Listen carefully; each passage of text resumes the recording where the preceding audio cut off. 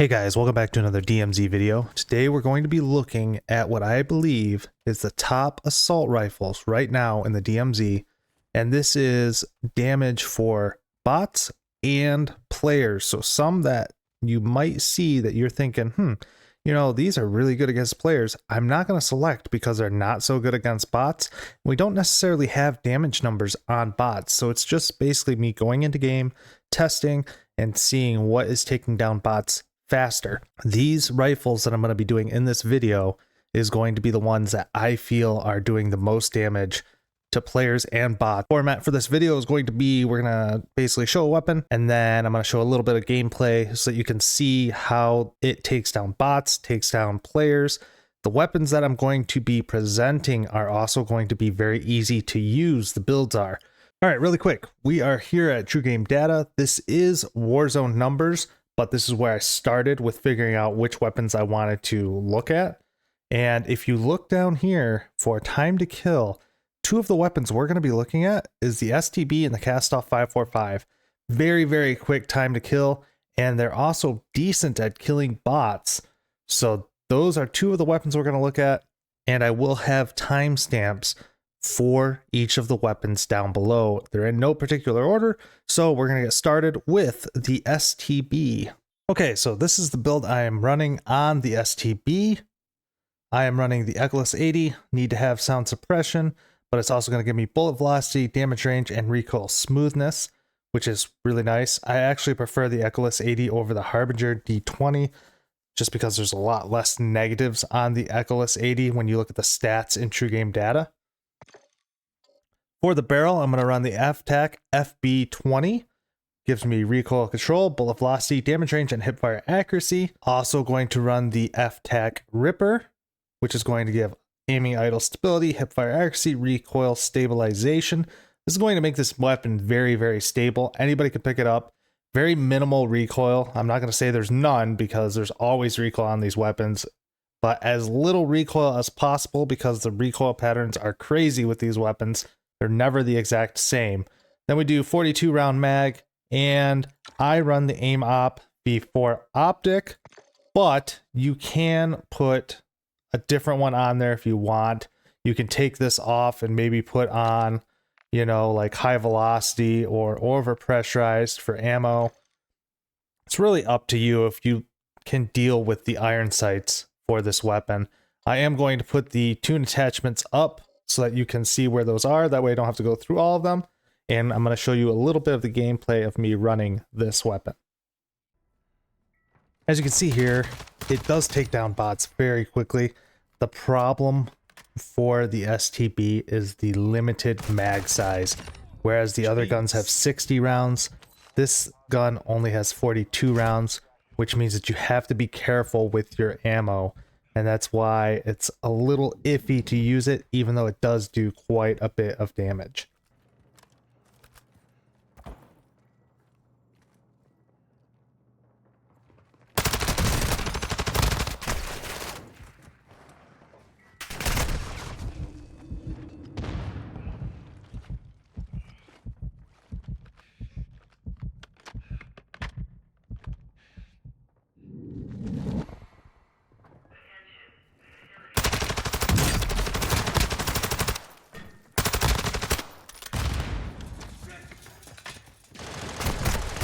Fuck!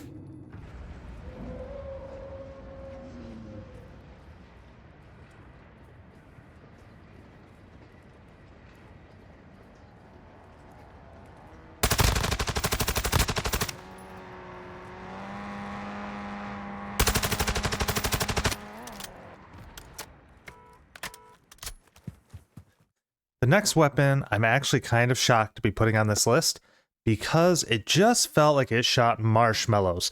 Time to kill just wasn't there with this weapon.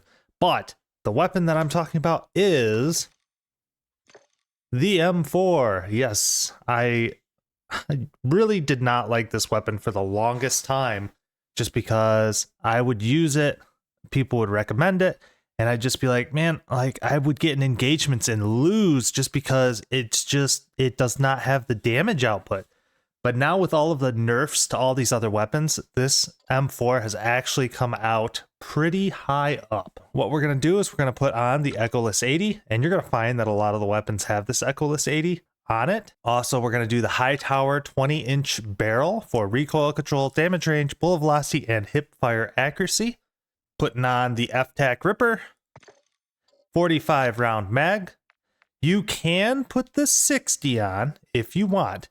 I did the 45 because for me, it has enough damage, and this way I have a little more mobility and a little more handling. So if you feel like you're not getting enough done with 45 rounds, go in here and put the 60 round on. And then, of course, the AIM-OP V4 optic. Your tuning is going to be up here at the top. And I'm going to show a little bit of gameplay with this. There was a couple of crazy interactions that I feel I should have lost with this weapon, and I managed to somehow win. So this weapon is definitely one that you can use in DMZ against bots and players alike. Found one.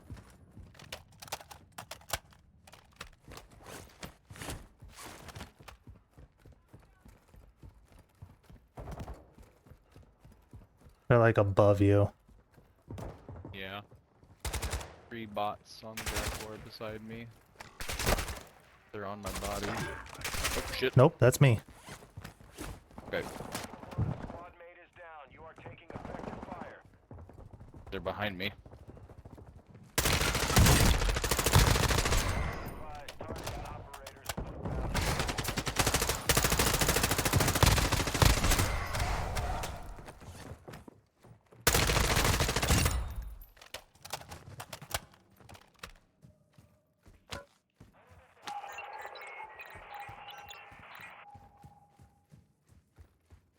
Please don't have a shotgun. Or do. Where does this go? I don't think I've been back here before.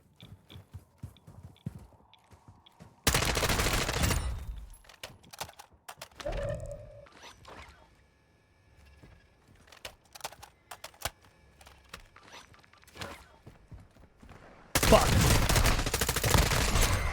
Killing operators will mark you as a bounty target.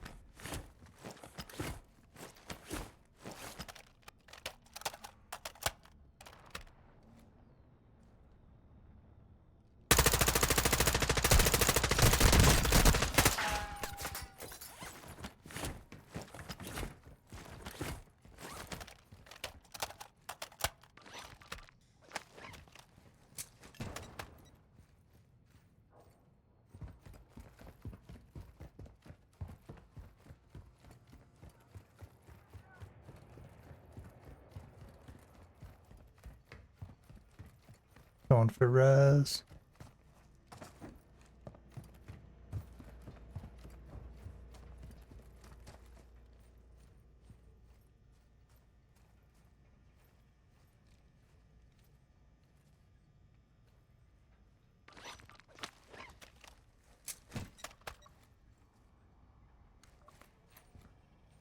Ultra One, an operator is requesting medical near your location. He's right in this corner here.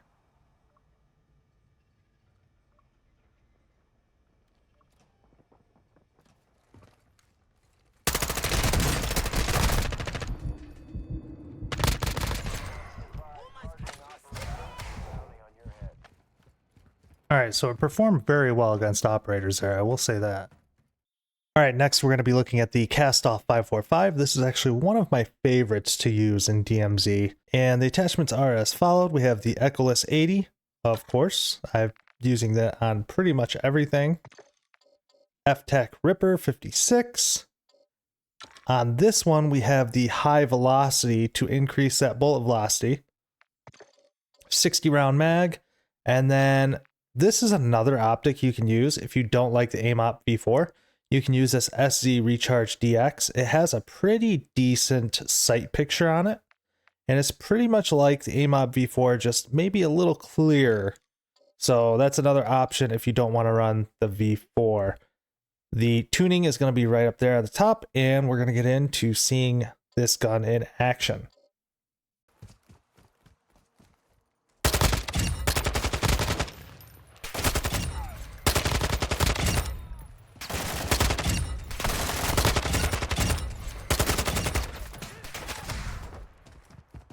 I have 5 rounds left. Let's see if we can kill one more. Sweet.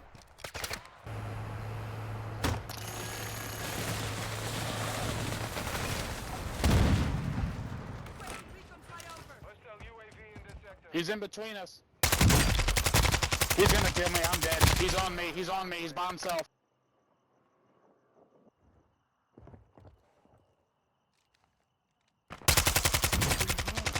Jesse.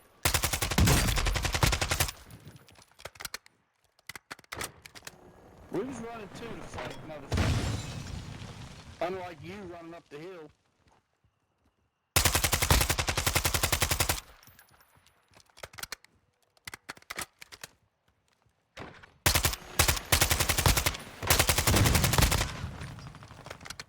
Okay, my fourth choice would be the M13, and it did get a couple of nerfs recently, but it is still a solid weapon for bots and players in DMZ.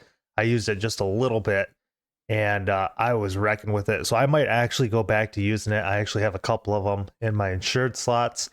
So the build that I'm going with, I'm using the Harbinger D20, and you can, if you want, go with the Echoless 80. You'll have a little more handling and mobility, like I said, but I went with the Harbinger D20 so I have a little better recoil control.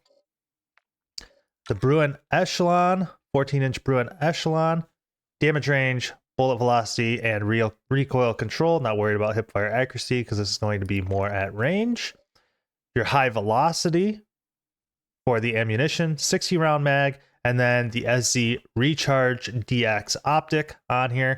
I will be putting the tune up here in the top, but you can see I'm also rocking the Serpentine camo, and I really hope that they fix it, but I don't think that's going to happen since DMZ is about done. Oh.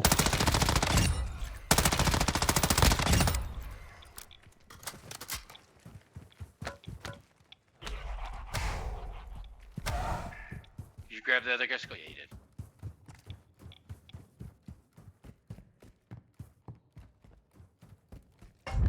Delivered.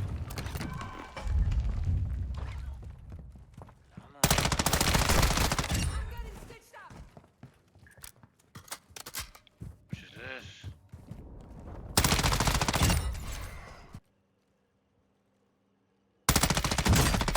Broke one.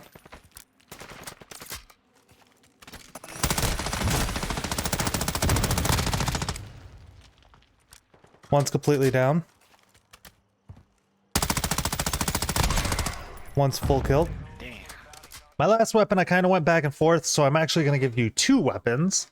But the first one is the TR76 Geist, and I actually did not mind this weapon. It actually performed very well against bots and players alike. As you can see here, I'm using the Polarfire S, Bruin Bridle Heavy, F-Tac Ripper 56, 45 round mag, and the AIM Op V4. The only thing I didn't like was this 45 round mag because you go through rounds real fast with this. I'm not good with handles, you know? Go, go, go. I just can't handle things. Oh, shit. Get in here. Close it.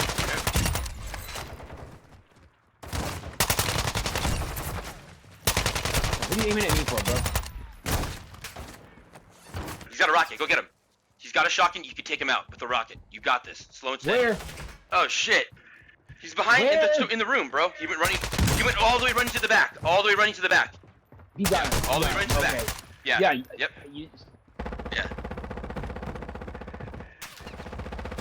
Yeah. Got him. The other one's down below. I There you just go. downed him. That's it. Yeah. That. Yeah. There you go. Yeah. That thing's. There you go.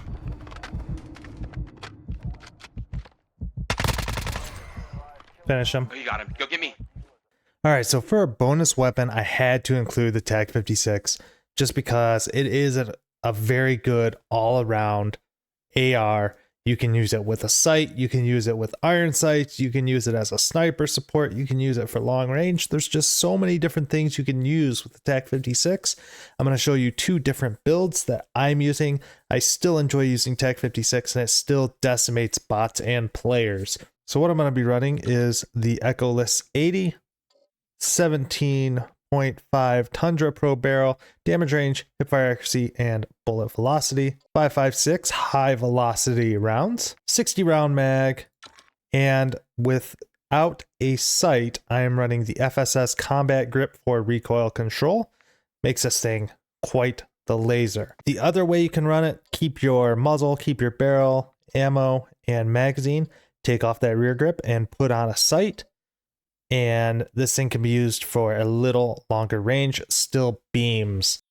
Tuning for the TAC-56 will be above. Here is a little bit of me using the weapon. I did use a thermal because it's nighttime, so you can change the sight out if you want to something that you're comfortable with. They're in here. Down one.